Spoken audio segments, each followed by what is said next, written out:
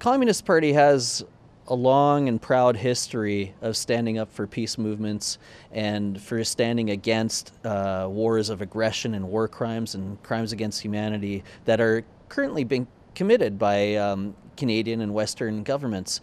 How does the Communist Party plan on fighting that today and during this election? Well, you know, Canadians, when they voted in the last election in 2015, believed the Liberal Party and the current Prime Minister when he said that Canada's foreign policy was going to be one of peace, as distinct from the Harper government's policies of war and aggression. But in fact, the reality is that the Liberals have continued the Harper policy. And we can see that, and actually gone farther. There's been a very sharp shift to the right in Canadian foreign policy in the last 4 years, and very disturbing and dangerous. And I'm thinking in particular of Canada's role helping to overthrow, or aiming to overthrow, working to overthrow the government of Venezuela, a democratically elected government of President Maduro. And we've, Chrystia Freeland, Canada's Minister of War, as I call her, has been active in the forefront of pulling together the Lima Group, which is supposed to be some kind of independent third party informing Canadians about what's really going on. But in fact, who they are Latin American and South American dictators, plus representation from the U.S. and Chrystia Freeland from Canada. And their actual job has been to convince Canadians that overthrowing the Maduro government is an act of justice or something. But the reality is, we've seen Chrystia Freeland recently in a photograph with the pretender Guaido, and also Bolsonaro, who's the new fascist head of government of Brazil. So these are the people that the Liberal government now thinks that Canada should be associating with. And we think this is catastrophic, and so do many Canadians. So we want a foreign policy in which Canada is involved in fighting for peace, respect and disarmament internationally and in Canada, and respects the right of other nations to self-determination and to sovereignty.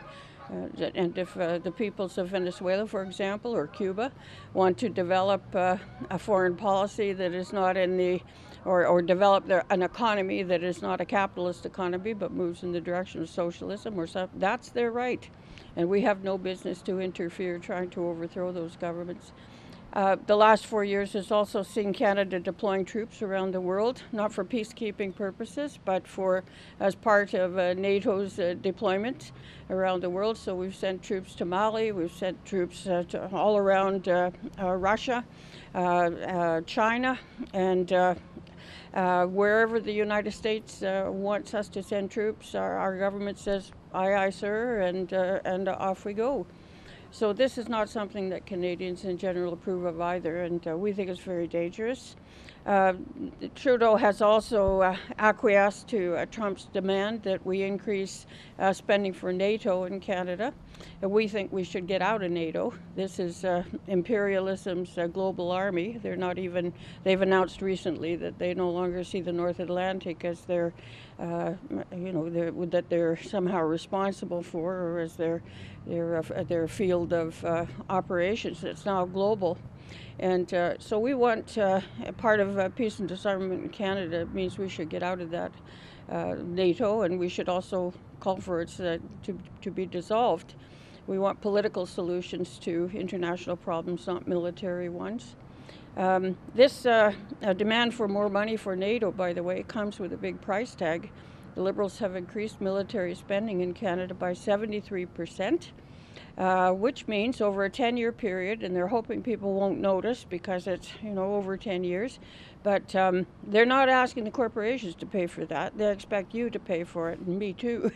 And and this is going to mean more cuts to social programs, to healthcare, to education, to the things that are important to Canadians.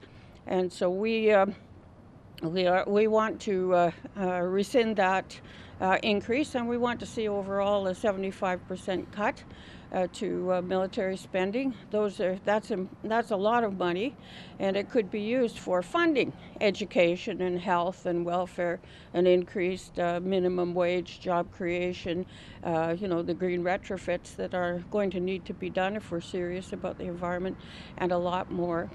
So I think that we've moved in exactly the wrong direction. We want peace, we want disarmament in Canada, and an international foreign policy that regards the right to self-determination, and sovereignty is vital and important.